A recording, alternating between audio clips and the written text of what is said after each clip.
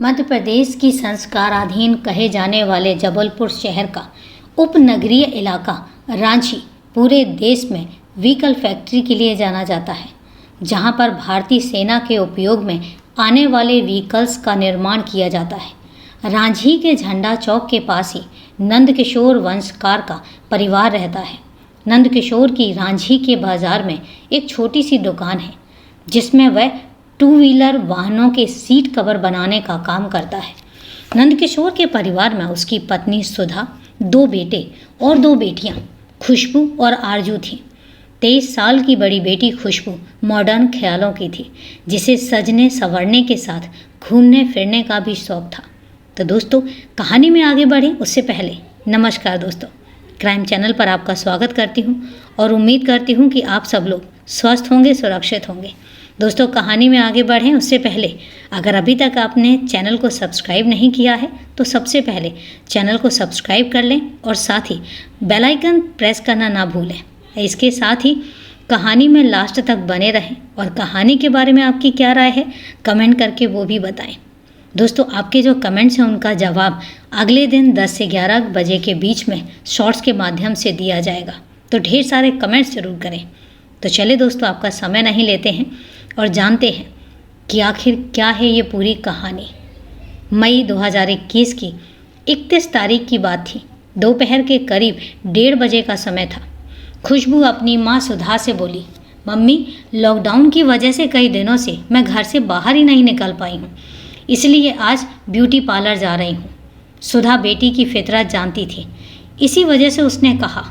खुशबू को beauty parlour जाने की अनुमति तो दे दी, लेकिन साथ ही उसको जल्दी घर आने के लिए भी कहा।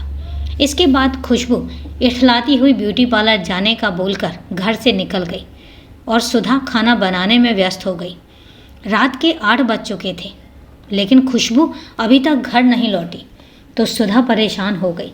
सुधा ने जब खुशबू के मोबाइल पर कॉल किया तो उसका मोबाइल स्विच ऑफ बता रहा था।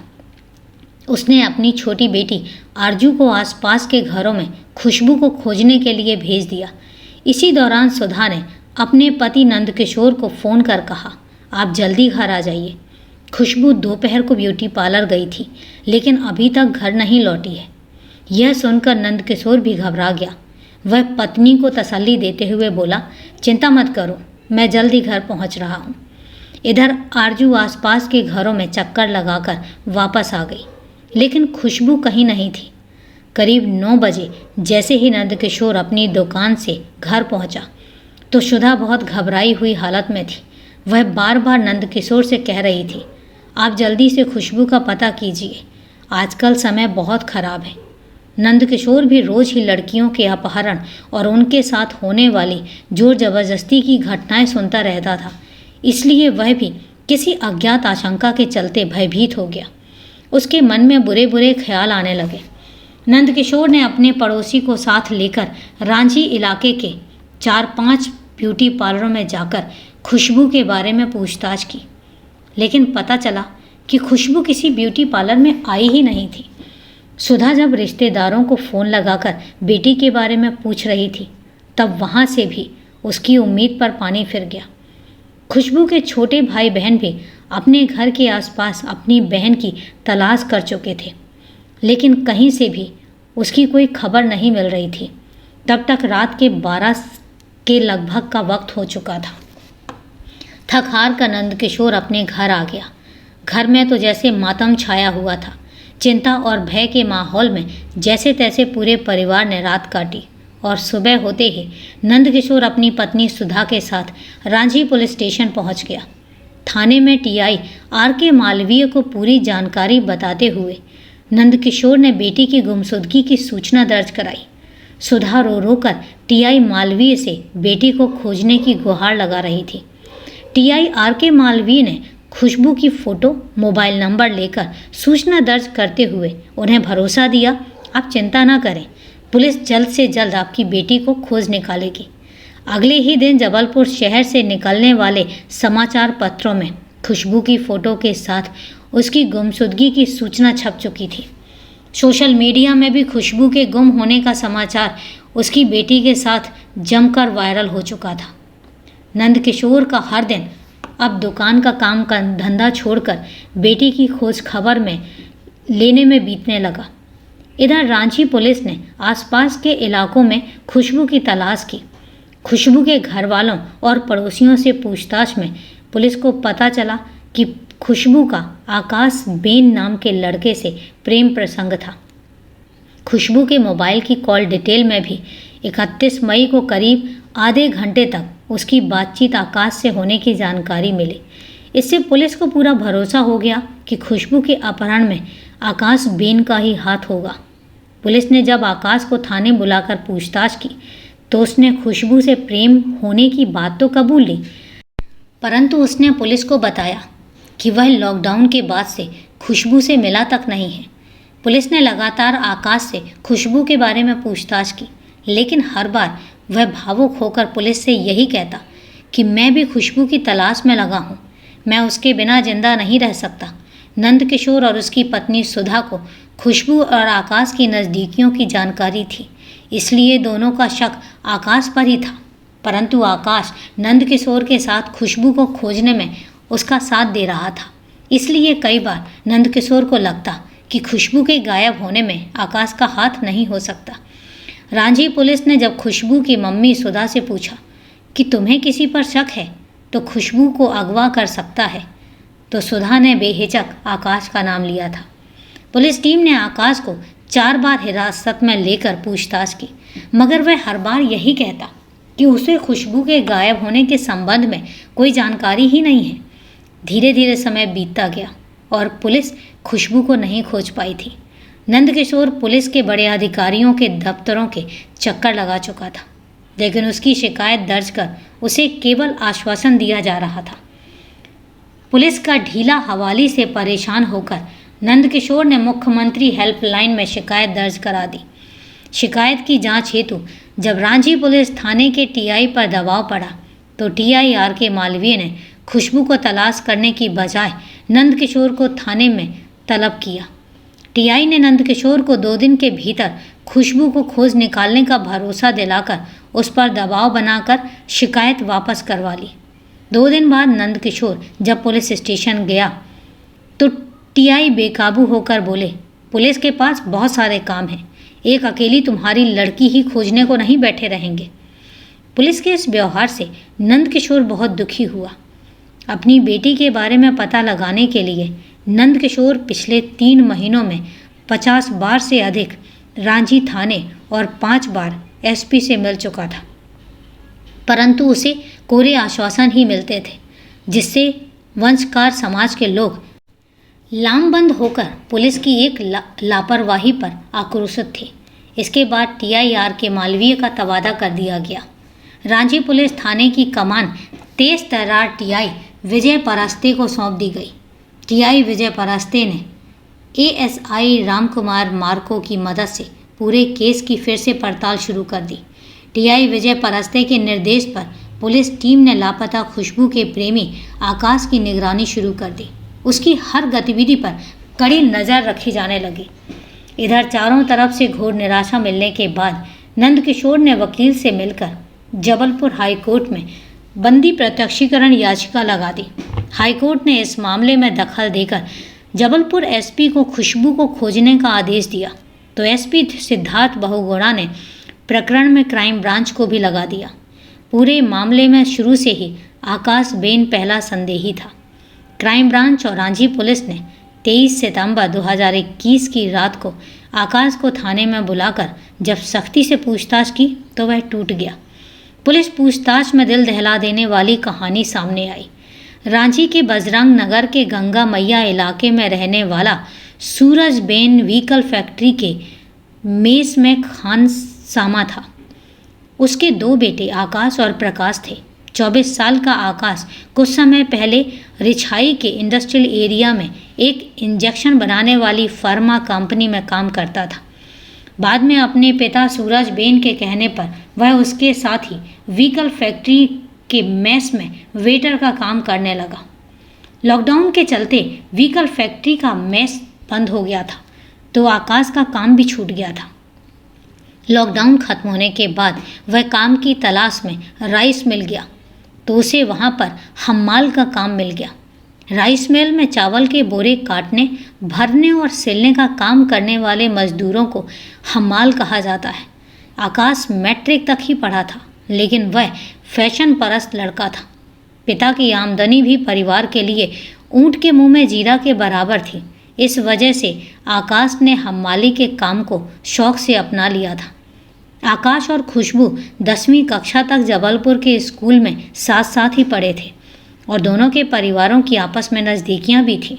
रोज़ ही उनका एक दूसरे के घरों में आना जाना लगा रहता था, इसलिए उनके मेलजोल पर भी किसी को कोई एतराज़ ही नहीं था। स्कूल में हुई बचपन की दोस्ती जवां होते ही कब प्यार में बदल गई, दोनों को ही पता नहीं चला।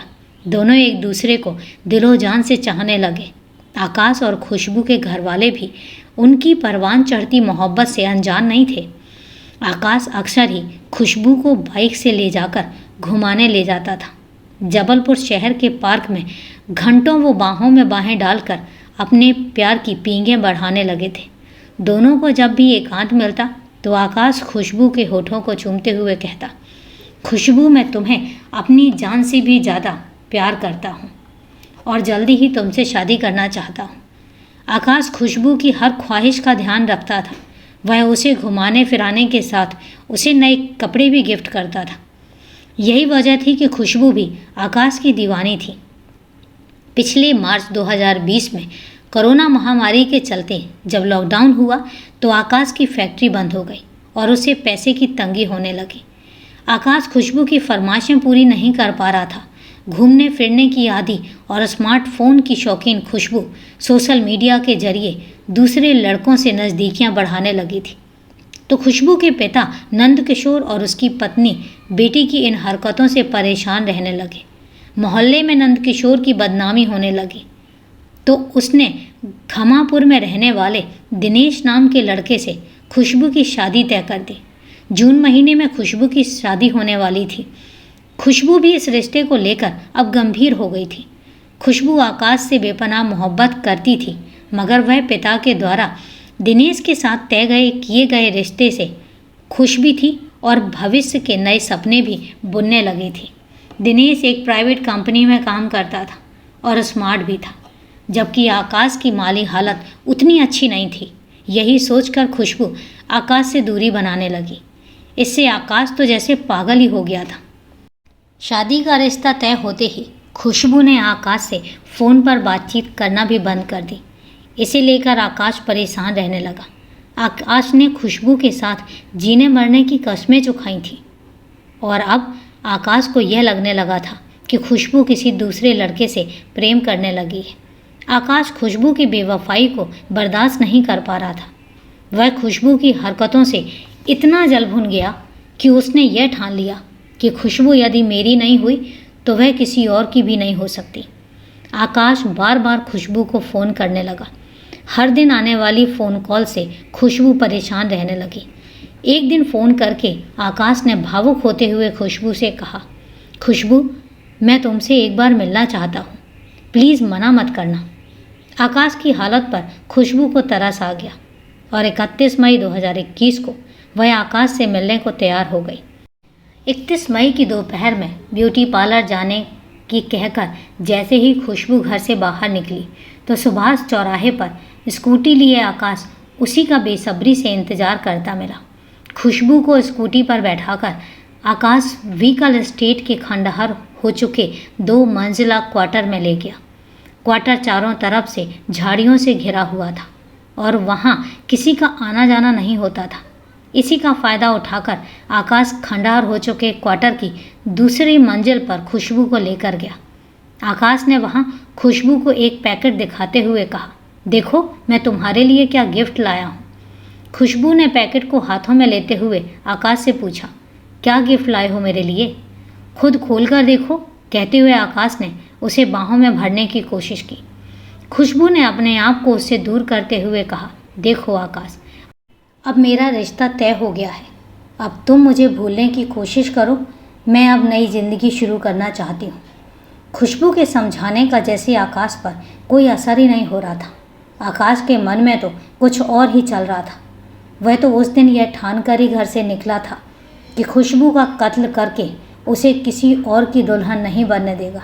यानी आकाश अपनी मोहब्बत की कब्र खोदने ही आया था। जैसे ही खुशबू ने उससे दूर होने की कोशिश की तो आकाश ने एक हाथ से खुशबू की गर्दन को घेर लिया। खुशबू ने जैसे ही अपना चेहरा सामने की तरफ किया, आकाश ने दूसरे हाथ से अपनी पैंट की जेब से रखा चाकू निकाल लिया। खुशबू संभल पाती इससे पहले ही उसने चाकू से उसका गला रेत कर उसे मौत की नींद सुला दिया। खुशबू की हत्या कर आकाश ने उसी क्वार्टर में आसपास पड़ी झाड़ियों में शव को छिपा दिया। उसके बाद दूसरे दिन खुशबू के घर पहुंचकर उसकी खोजबीन करने का नाटक करने लगा। मामले को छुपाने के लिए आकाश ने लाश को बड़ी ही सफाई से व्हीकल की खंडहरनुमा बिल्डिंग की दूसरी मंजिल में झाड़ियों में छिपा दिया था। आकाश को यकीन था कि इस खंडहर में कोई आता जाता तो है नहीं। कुछ ही दिनों में खुशबू की मृतदेह को चील कौवे खा जाएंगे, लेकिन कानून के लंबे हाथों से आकाश बच नहीं सका। रांची पुलिस ने क्राइम ब्रांच की पूछताछ में जब आकाश ने खुशबू की हत्या करने का जुर्म कबूल किया तो पुलिस 24 सितंबर 2021 को आकाश को लेकर व्हीकल स्टेट के खंडहरनुमा क्वार्टर की दूसरी मंजिल पर पहुंची। वहां पर खुशबू की लाश 4 महीनों में कंकाल बन चुकी थी। पुलिस ने वहां से खुशबू का कंकाल बरामद किया।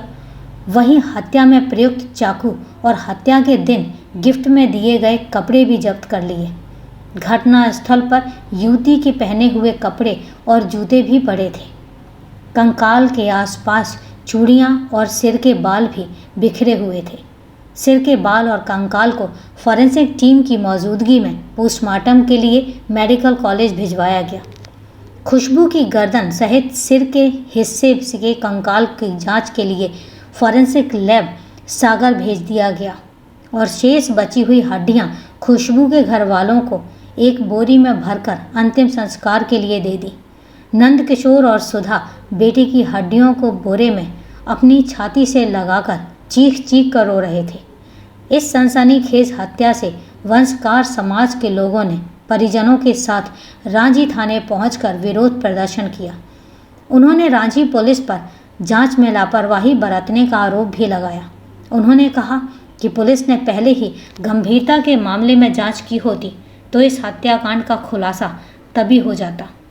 मां सुधा और पिता नंद किशोर आरोप लगा रहे थे कि इस हत्याकांड में आकाश के अलावा उसके पिता सूरज बेन और उसके रिश्तेदार प्रकाश और बसंत बेन भी शामिल रहे होंगे।